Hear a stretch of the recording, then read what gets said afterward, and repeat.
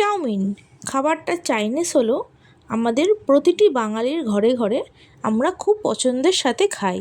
কিন্তু ঘরের চাউমিনে দোকানের চাউমিনের মতো স্বাদ আসে না কেন? এই প্রশ্নটি সবার মনে আসে। তাই আজকে আমি আপনাদের বানিয়ে দেখাবো রেস্টুরেন্ট স্টাইল চাউমিন কিভাবে আপনারা ঘরে বানিয়ে নিতে পারবেন।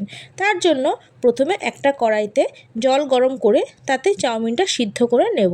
অপর দিকে একটা কড়াইতে সাদা তেল গরম করে তাতে দিয়ে দেব কেটে রাখা গাজর, পেঁয়াজ, বিনস হালকা ভাজা ভাজা করে নেড়ে নেব। অপর দিকে সিদ্ধ হওয়া চাউমিনটা জল ছেঁকে তুলে একটা থালায় ছড়িয়ে তাতে তেল মাখিয়ে রেখে দিলাম। অপর দিকে কড়াইতে দিয়ে দিলাম কুচনো ক্যাপসিকাম ও কাঁচা লঙ্কা, ভালো করে ভাজা ভাজা করে তাতে দুটো ডিম ফাটিয়ে দিয়ে ভালো করে ভেজে তাতে আগে থেকে বানিয়ে রাখা tomato sauce, green chilli sauce, red chilli sauce ও সয়া সসের ঘোলটা দিয়ে ভালো করে মিশিয়ে জল ঝরানো চাউমিনটা দিয়ে দেব।